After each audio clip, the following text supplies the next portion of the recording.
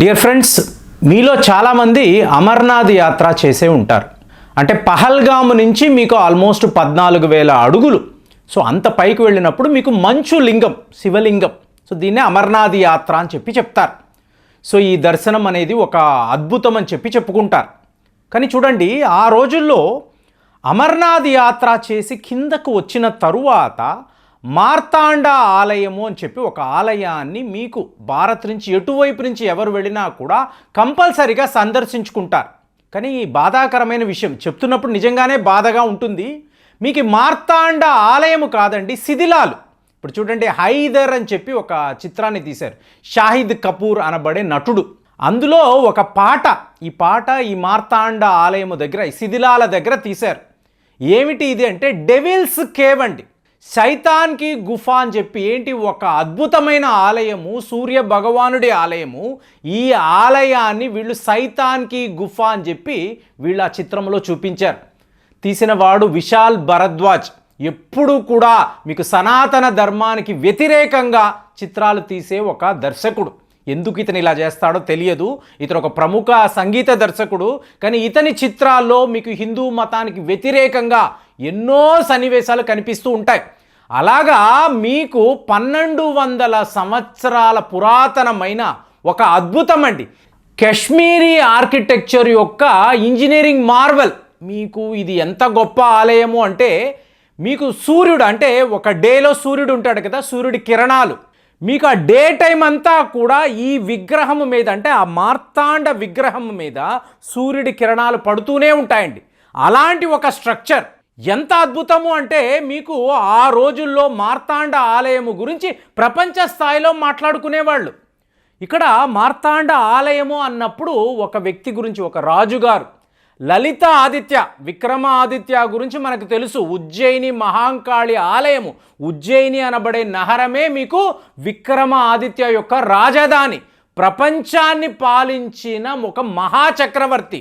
అలాగ మీకు ఇంకొక గొప్పవాడు లలిత ఆదిత్య, ఈ మార్తాండ ఆలయం యొక్క సృష్టికర్త. ప్రపంచంలో ఇలాంటి ఒక సూర్య ఆలయం ఉండకూడదని చెప్పి భావించి అతను అంత గొప్ప.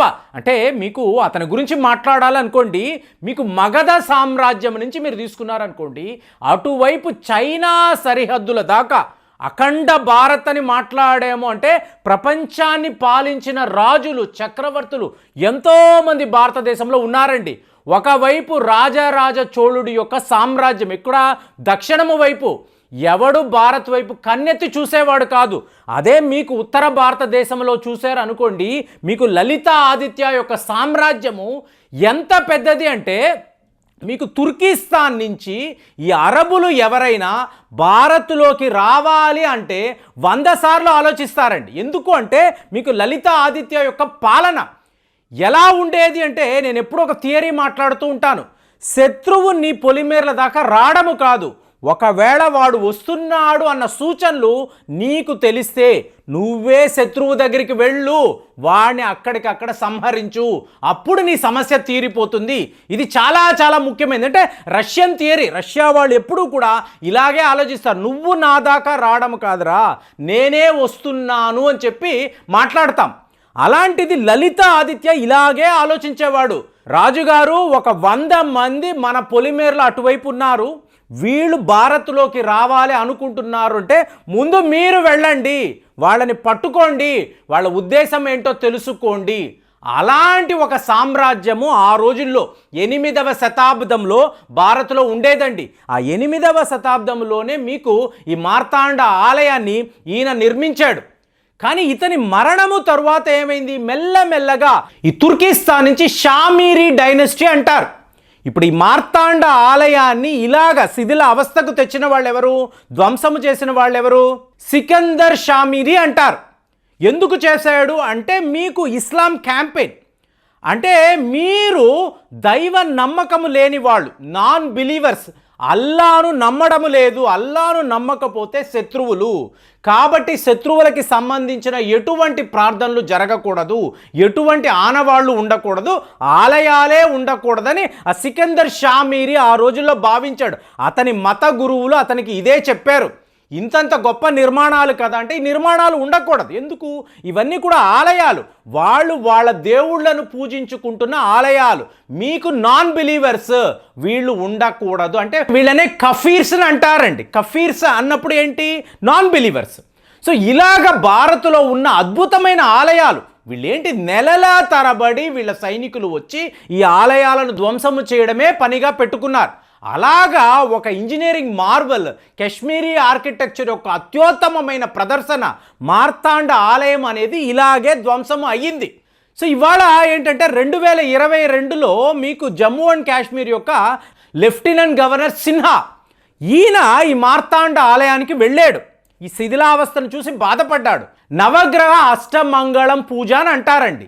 ఈ పూజలను ఇక్కడ ఈయన నిర్వహించాడు. ఇది ఇందులో ఉండే పెద్ద విషయం.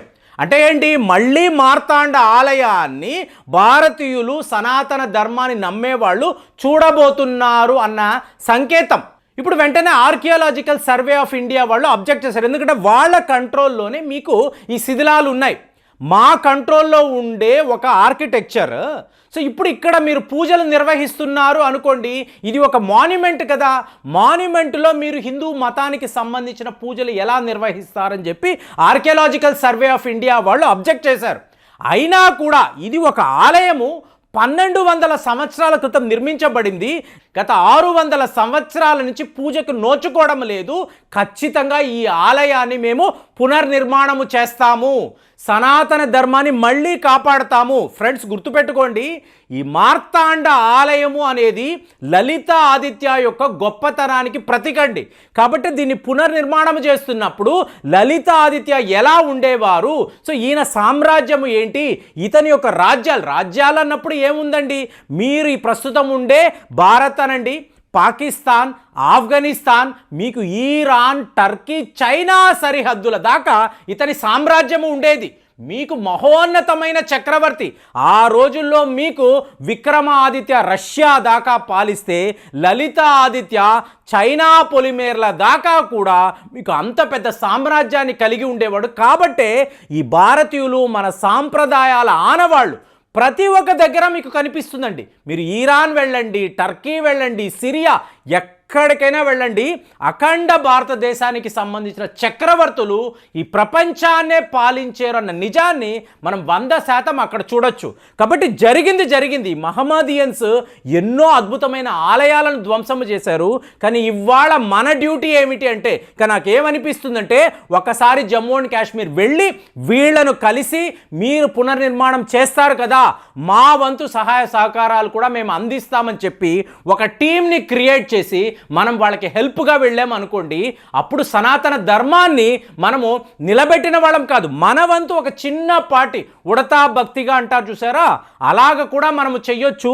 సో వీళ్ళు ఇప్పుడు ఒక కమిటీ వేశారు, మళ్ళీ ఈ ఆలయాన్ని పునర్నిర్మాణం ఎలా చెయ్యాలి, ఎంతమంది మ్యాన్ ఫోర్స్ మీకు అవసరం ఉంటుంది, ఆర్కిటెక్చర్ ఆ రోజుల్లో ఎలా, ఎందుకంటే దాని ఆనవాళ్ళు, ఆ పెయింటింగ్స్ అన్నీ కూడా ఇవాళ ఇంటాక్ట్గా ఉందండి, మీరు లిటరల్గా చూసుకోవచ్చు. అలాంటి ఒక మిరాక్యులస్ ప్లేస్ అండి ఇది, మామూలుగా చెప్పలేము. అలాంటి ఆలయాన్ని మనం నిర్మించామనుకోండి, 8వ శతాబ్దం అంటే ఎంత పీరియడో చూడండి, 1200 సంవత్సరాల క్రితము నిర్మించబడిన ఒక సూర్య ఆలయం ఇది. అలాంటి ఆలయాన్ని మళ్ళీ మనము రీకన్స్ట్రక్ట్ చేయబోతున్నాము అన్న నిర్ణయము ఒక అద్భుతము.